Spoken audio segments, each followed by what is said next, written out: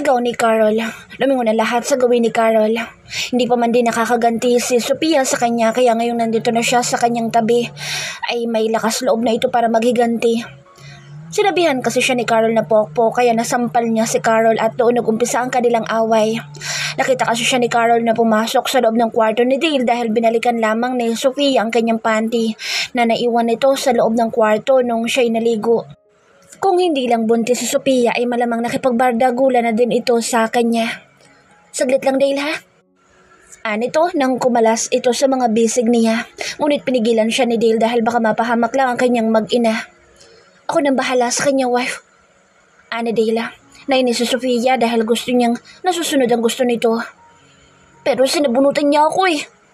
Bakto na naman ito. Sinabihan din niya akong pokpok. Sino hindi magagalit doon? Kahit na, mas lalong hindi naman ako papayag na mapahamak kayong dalawa. Please, wife, ipaubaya mo na lang siya sa akin. Ayoko mapahamak kayong dalawa. Ang baby natin. Ano to habang nakatitig lang ito kay Dale. Hindi alam ni Sophia kung paano niya nalaman na buntis siya. Pero ramdam naman ni Sophia ang pag-aalala niya sa kanya at sa batang nasa sinapupunan nito. Lumapit naman si Carol sa kanila na may inis sa kanyang muka. Hanggang dyan ka na lang, Carol. Pigil nito na ikinahinto naman ni Carol sa paglapit sa kanila. Once nasaktan mo pang asawa ko, hindi ako magdadalawang isip na hindi ka sapain palabas dito. Pananakot niya. What? Asawa mo siya, Dale? Nagtatakang tanong niya. Nagulat din ang lahat sa kanilang narinig mula kay Dale. Ngumisi si Sophia nang tapunan niya pa ito ng masamang tingin na ikinataas naman na isang kilay ni Carol. Siya ang asawa ko, Carol. At kayo lahat. Bumalik na kayo sa mga trabaho niyo. Utos na Dale. Bumalik ang lahat sa kanilang mga trabaho.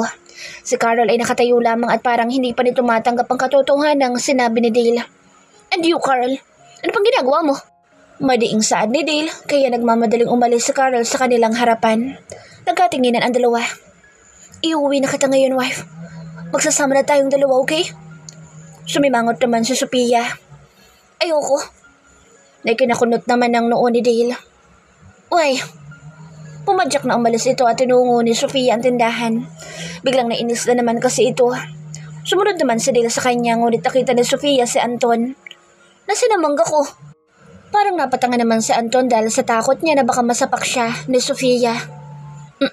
Nakilsir yung mangga mo. Nautal niyang sagot dito.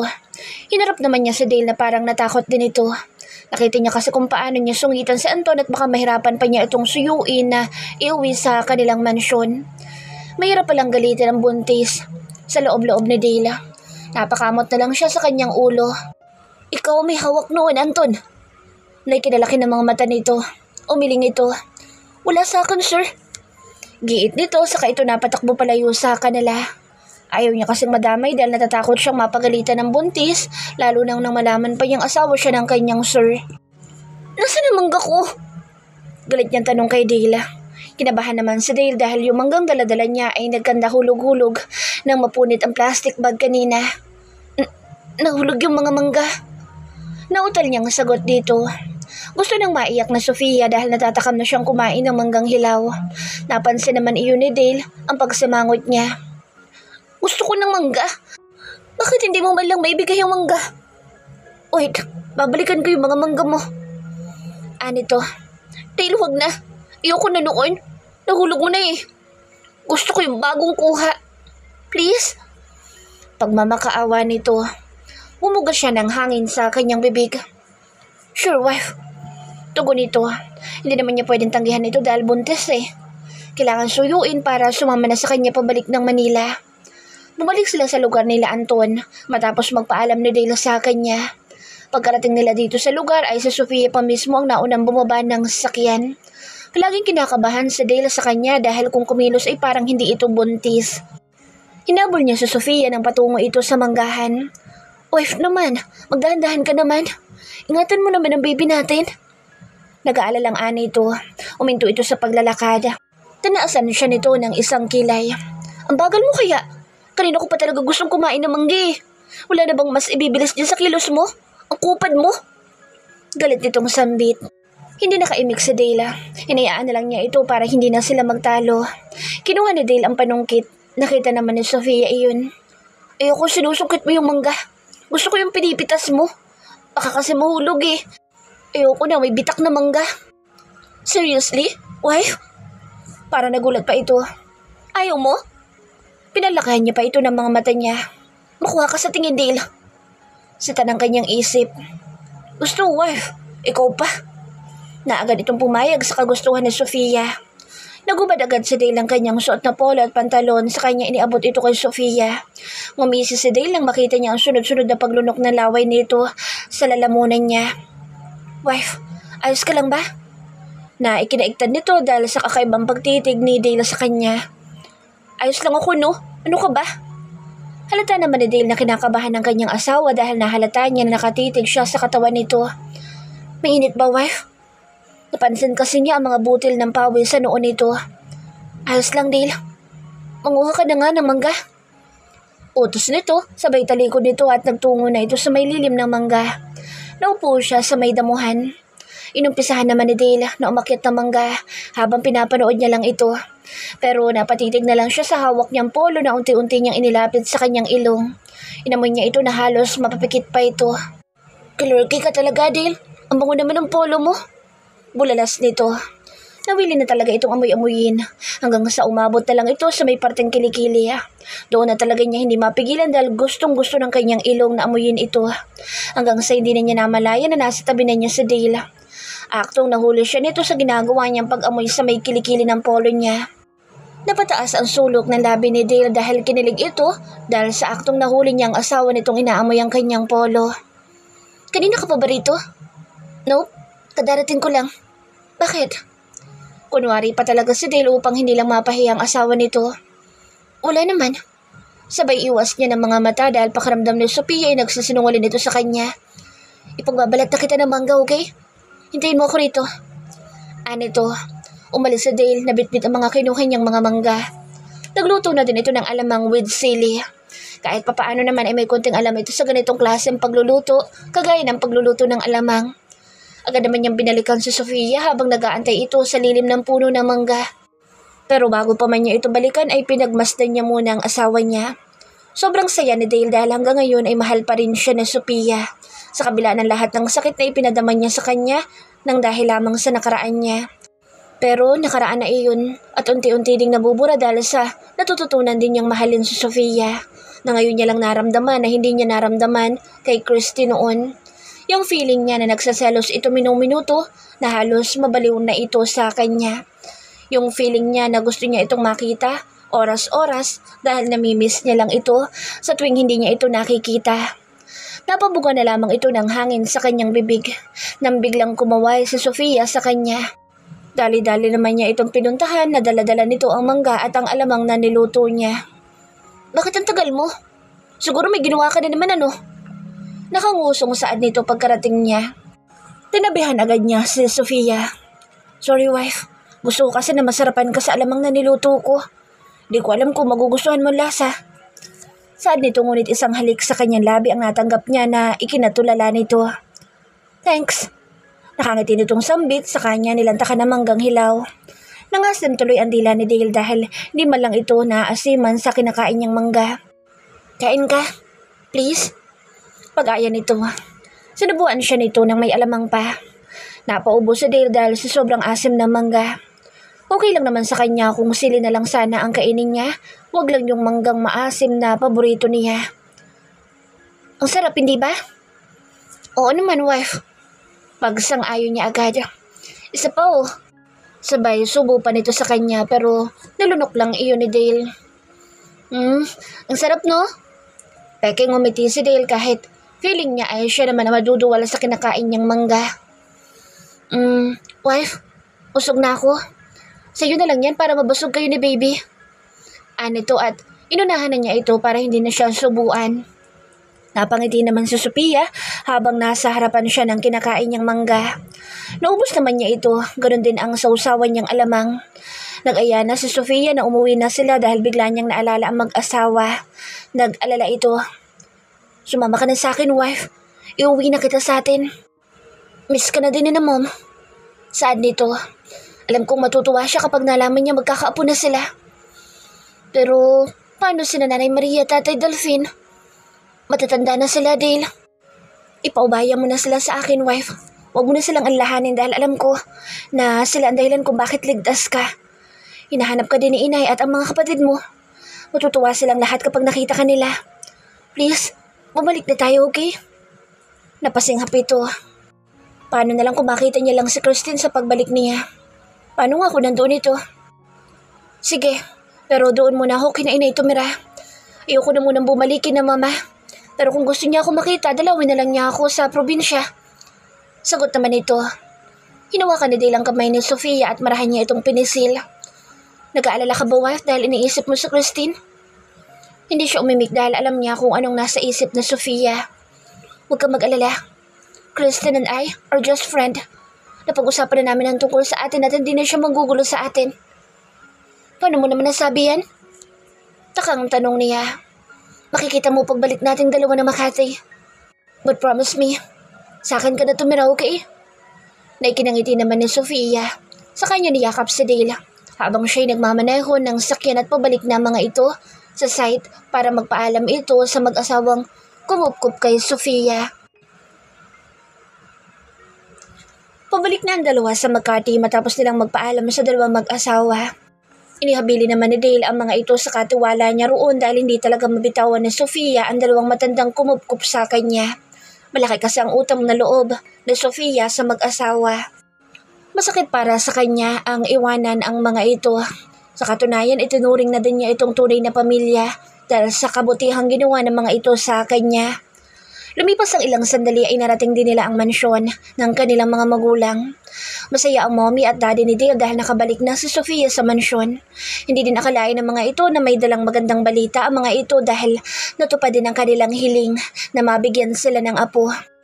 At yun na nga, at agad na nagpatawag agad ang mommy nito na magkaroon agad ng isang masayang selebrasyon dito sa kanilang bakuran. Simple lang naman at sila lang naman ang magse-celebrate dito. Pinasundo na din ni Dale sa family driver nila ang pamilya ni Sofia sa kanilang probinsya. Matutuwa din ang mga iyon dahil magkakaapo na din ang kanyang ina at magiging tito at tita na rin ang kanyang mga kapatid. Hindi ka pa ba matutulog, wife? Ani Dale dahil nakita niya nababasa ito na libro. 9:00 na kasi ng gabi. Dapat nagpapahinga na ito pero hindi man lang siya dalawin ng antok. Hindi pa nga napapahiga ito simula nang sila dumating kanina. Nagtataka na nga si Dale kung ano ang kanyang binabasa kaya tinabihan na niya ito mula sa pagkakaupo niya sa sofa. Sinilip nito kung anong binabasa niya ngunit inilayo lang na Sofia ang librong binabasa niya. Dale naman, mauna ka na matulog. Tatapusin ko lang itong binabasa ko. Nito. Anong libro ba yan? Let me see. Umiling si Sofia. Ilang chapter na lang ito, Dale. Matatapos ko na rin ito. Tapos matutulog na ako. Pagdadahilan niya dahil kanina pa siya kinukulit ni Dale na matulog na silang dalawa. Pwedeng timplahan mo ko ng gatas? Please?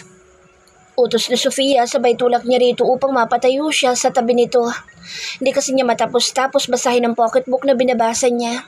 Yun kasi yung ginagawa ni Sofia nung siya'y nandoon kina Nanay Maria at Tatay Delphine, ang magbasa upang libangin ang sarili sa tuwing siya'y nalulungkot. Napatayo naman si Dale dahil sa panunulak sa kanya ni Sofia. Napasinghap ito. Wife, ipagtitimpla kita ng gatas mo para makatulog ka agad. Nito. Ay, hindi ko pa natatapos to eh. Kung kailan nandun na ako sa kasarapang magbasa, pahintuin mo ko. Tampo niya, kasi malapit na sa SPG yung binabasa niya, kaya ayaw niyang mabitin. Pwede mo namang ituloy bukas na basahin yan. Mas importante pa ba yan kaysa sa kalusugan mo? Remember wife, buntis ka. So please alagaan mo naman ang sarili mo. Ni Dale dahil nag-aalala lamang ito sa kalagayan ng kanyang asawa. Ayaw niya nagpupuyat ito at napapagod. Sorry ha, ito lang naman kasi libangan ko. Pero salamat sa pag-aalala mo. Alam ko naman na hindi mo kami pinababayaan ni baby. Namiss mo lang ako makatabi no. Nangaakit na boses nito. Napatayo siya. Ikinawit ni Sofia ang dalawang braso nito sa leeg ni Dale na agad naman siyang hinapit na Sofia kaya mas lalong nagdikit ang kanilang mga katawan. Nagtama ang kanilang mga mata at hindi lang iyon. Nagsasalpukan din ang bawat hininga nila. Kinabahan naman ngayon si Sofia at baka mauwi sa rambulan sa kamang ginagawa niyang pangaakit kay Dale. Yes, wife. I miss you so much. What do you want to do? Ngayon magkasama na tayong dalawa, gusto kong palagi na lang kitang kasama. Dahil sa oras na hindi kita nakikita ay parang nababaliw ako. Ngumiti naman ito. Nabaliw ka ba nung nawala ako? Tanong nito dahil base naman sa nakikita ng Sofia, maayos naman siya. Yeah, pero pakiramdam ko lang naman yun, wife. Ba't na totally na nabaliw ako? Ibang klaseng baliwat ang iniisip mo, wife. Tura nito. Hindi sumagot si Sofia dahil feeling niya ay siya naman ngayon ang nababaliw dahil sa ibang klaseng nadarama niya ngayon. Hindi man niya masabi kay Dale na namiss niya din ito nung sila'y nagkalayo. But now, masaya na si Sofia.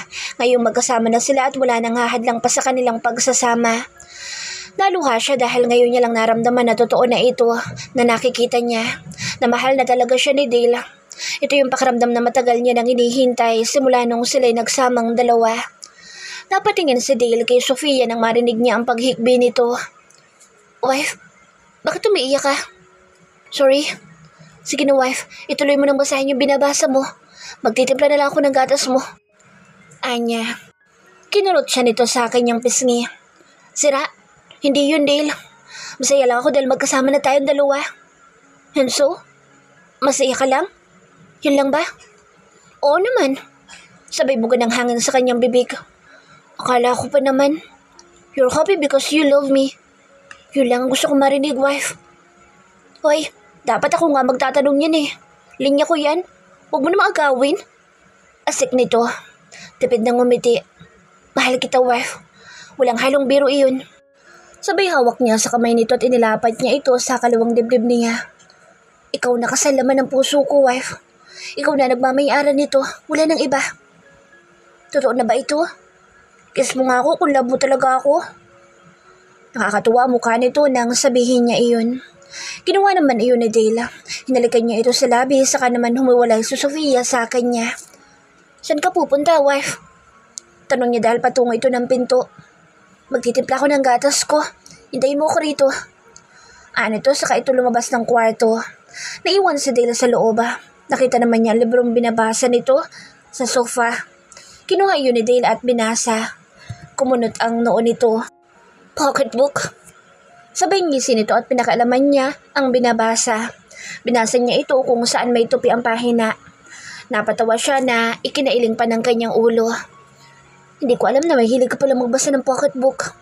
Pero mas gusto ko pa din ang kwento ng ating buhay. Ang pag-ibig na sa'yo ko lang naramdaman. Nito kahit nakokornihan na siya. Itinago ni Dale ang lumang pocketbook. Bibilhan na lang niya ito ng bago dahil may kalumaan na din kasi yung pocketbook na binabasa niya. Pagkapasok naman ni Sofia sa loob ng kanilang kwarto ay nadatna naman niya sa Dale na inaayos na dito ang kanilang higaan. Napangiti si Sofia nang tuluyan niya itong lapitan.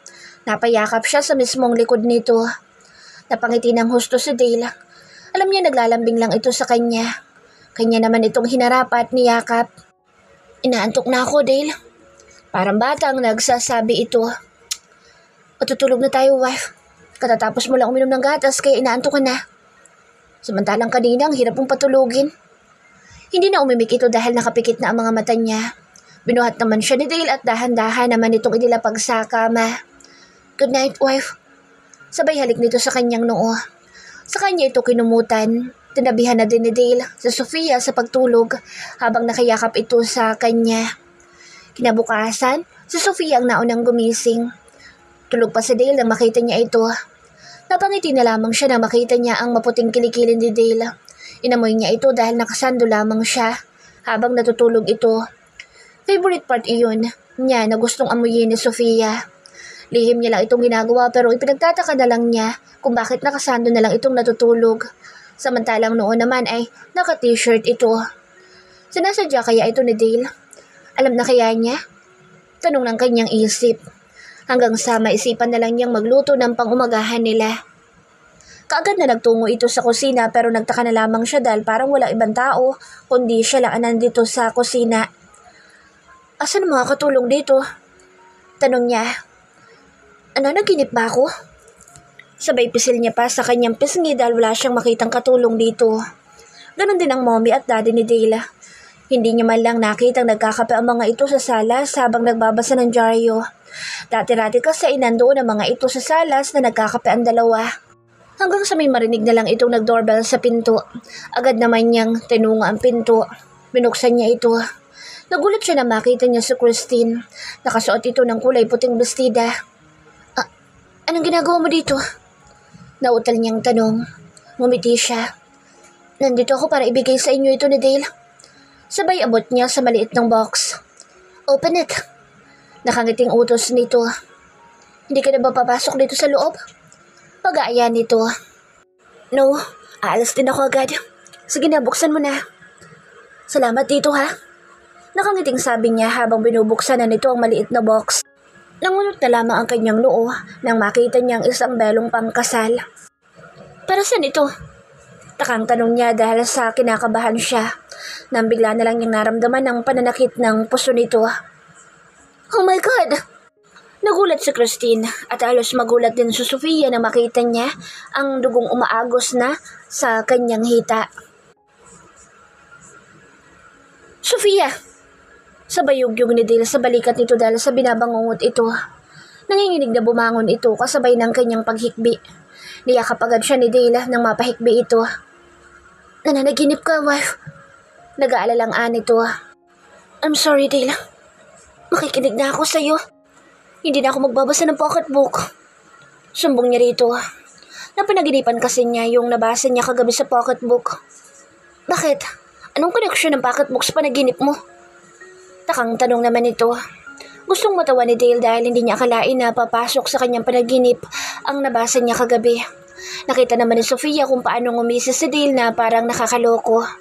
Pinalo niya ito. Ikaw ha? Masaya ka pa? Singal nito. Bumaba agad ito ng kama at tinungo ang kabilang kwarto para doon maghilamos. Sinundan naman siya ni Dale. Sinusundan mo ba ako? Mataray na tanong niya. Yes, nandito ako para samahan ka. Wala namang mangyayari kung susungitan mo lang ako. Okay, pasok. Utos ni Sophia. Ngumisi naman si Dale. Pumasok naman ito ngunit hinila niya lang si Sofia papasok sa loob ng kwarto. Nagulat ito sa ginawa nito sa kanya. You can't fool me, wife. Alam ko kung nasa isip mo. Sabay sarado nito sa pinto. Sumay niya si Dale. Ha? Kunot noong ani Sofia. Hindi ko maintindihan. Tumaas ang sulok ng labi nito. Kinabahan siya nang makita nitong kakaiba ang pagtitig ni Dale sa kanya. Anong gagawin mo? Wala naman, wife. Sagot ni Dale. Napahakbang na lang si Sofia ng dahan-dahan habang si Dale ay sinusundan lang siya nito hanggang sa marating na lang nila ang pinto ng banyo. Open the door, wife. Utos niya. Hoy, ginagaya mo ba yung nasa pocketbook ha? Binasa mo ba yun? Hindi, wife. Bakit mo natanong? Parang ganitong-ganito yung kwento eh. Nananaginip ba ako? No. Totoo na ito, wife. Masyado mo lang kasing iniisip yung binasa mong pocketbook kagabi. Hindi magandang basahin ng mga gano'n lalo na't buntis ka. May mga books naman na nababagay sa'yo na pwede mo naman basahin. Later, mamimili tayo ng books mo. Tipid na ngumiti si Sofia sa kanya ito niyakap. Thanks, Dale. Sige na, wife. Asikasuhin mo na ang sarili mo. Huwag mong antayin na ako pang gagawa. Hihintayin kita sa ibaba. Sabay halik niya sa kanyang labi. Naiwang mag-isa si Sofia sa loob ng kwarto nang iwan siya ni Dale. Bala kasi ni Dale na ipagluto niya ng pang-umagahan si Sofia kahit may mga katulong naman na pwedeng mautusan. Nagtaka na lamang ang mami ni Dale kung bakit siya itong nagluluto sa kusina. Dale, tawag nito. Bakit ikaw nagluluto? Mom, gusto ko itong ginagawa ko para kay Sofia. Gusto ko siyang alagaan. I see. Excited na ako makita ang apo ko sa inyo ni Sofia. Gusto ko maging kamukha mo magiging mga apo ko. Natutuwang ani niya. Ano, Mom? Bakit mga? Kurot noong tanong niya. Yes, son. I want twins or triplets grandchildren. I wish it would come true. Saka siya dito iniwan. Nakatulala lamang si Dale. Can't believe this. Mas excited pa talaga si Mom. Bulalas nito saka nito ipinagpatuloy ang ginagawa niya. Mukhang masarap yung niluluto mo ah. Ani Sofia. Tinabahan pa siya nito sa pagluluto. Gutom ka na ba, wife? Malapit na itong matapos. Oo, gutom na ako. Inom na lang muna ako ng gatas. Anito, kumuha si Sofia ng gatas sa rep saka nito inilagay sa baso. Ininom niya ito. Sir, may bisita po kayo sa labas. Ani ng katulong. Sino? Takang tanong naman ito dahil wala naman siyang inaasahang bisita. Si Christine, sir. Magalang na sagot nito. Nabitawan na lang ni Sofia ang hawak-hawak niyang baso saka ito bumagsak sa sahig. Nagulat kasi siya. Nagkanda pera-peraso naman ang basag na baso na tumalasik pa ang bubog sa paa ni Sofia kaya nagmamadaling nilapitan siya ni Dale. Ano nangyari dito? Tanong ng mom ni Dale. Nagmadali ito nagtungo sa kusina nang marinig niya ang bagay na nabasag mula sa kusina. Nakita niya may dugo sa paa ni Sofia nang buhatin siya ni Dale. Oh my God! Sabay hawak nito sa kanyang dibdib dahil sa pag-aalala niya kay Sofia. Just relax, okay? Anito sa kanya pinaupo si Sofia sa may sofa. Pero si Sofia ang inaalala ko, Dale. Ikaw, Minda, ano nangyari kay Sofia? Bakit hindi niyo sabihin? Galit na Anito. Imbis na maging okay si Sofia, pero hindi. Dahil nakikita niyang galit ang mommy niya.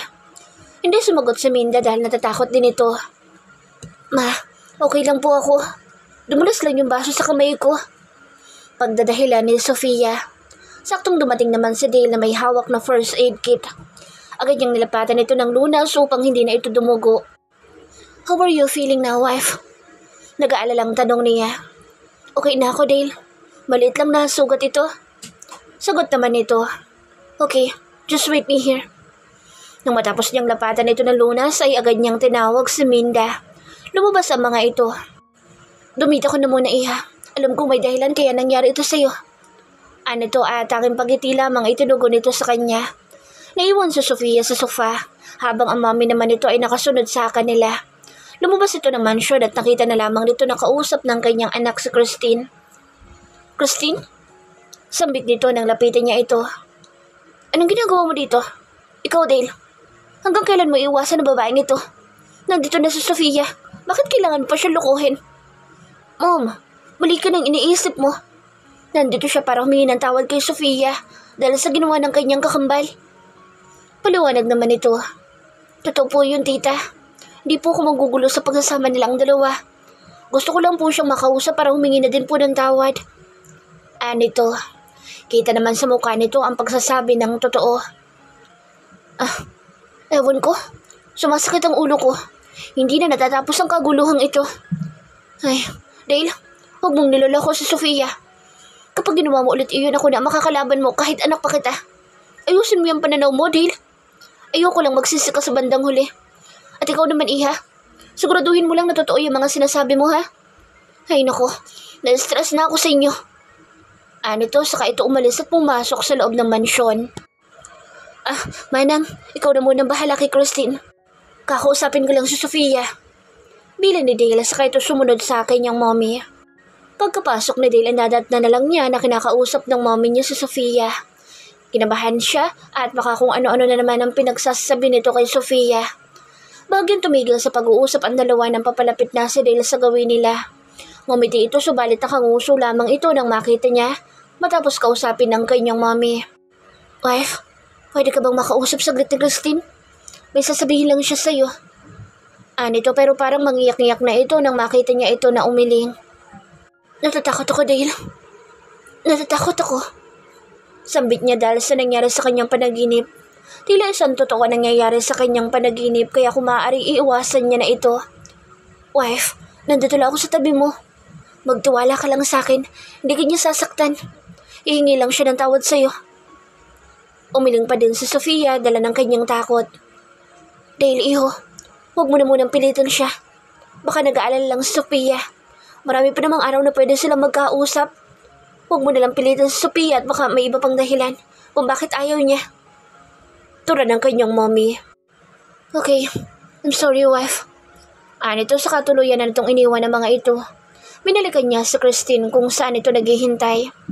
Malungkot na umalis si Christine na hindi man lang niya nakausap si Sofia para humingi ng tawad sa kanya.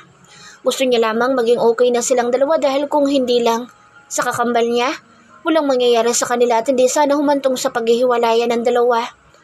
Hanggang sa sumakay na ito sa kotsyeng naghihintay sa kanya. Si Brent ang kasama nito na naging slave ni Brent Si Christine. Wala na kasi mapupuntahan pa si Christine kaya nagmakaawa ito. Nakupkupin na lang siya ni Brent. Pumayag naman ito pero ang kapalit ay pagmamay-ari niya ito sa loob ng 1 taon. Nagawa mo diba? Tanong nito na hindi nakatingin sa kanya. Salubong ang kilay ni Brent dahil galit siya dito. Umiling ito. Alam mo ba kung anong parusa naghihintay sa'yo? Doon na lamang umiyak si Christine. I'm sorry, Brent. Natatakot kasi si Sofia sa akin. Please, huwag mo akong parusahan. Ano to na may kasamang panginginig sa kanyang katawan. Takot ito kay Brent. Hindi niya alam kung paano niya tatakasan na isang malupit na si Brent Fortalejo. Aray! Hiyaw ni Dale dahil isang malakas na sampal sa pisngi ang dumapo sa kanya. Wife, ang sakit noon. Kasama ba yun sa paglilihim mo? Takang tanong niya dahil madalas na siyang nasasampal ni Sofia. I'm sorry, ang cute mo kasi. Sabay gigil pa nito sa pisngi niya. Halos mamula na ang kanyang pisngi sa panggigigil sa kanya ni Sofia. Nang maalala na lang niya ang sinabi ng kanyang mommy at baka siya ang mastermind kung bakit ganito na lang ito kung maglihi ang asawa niya.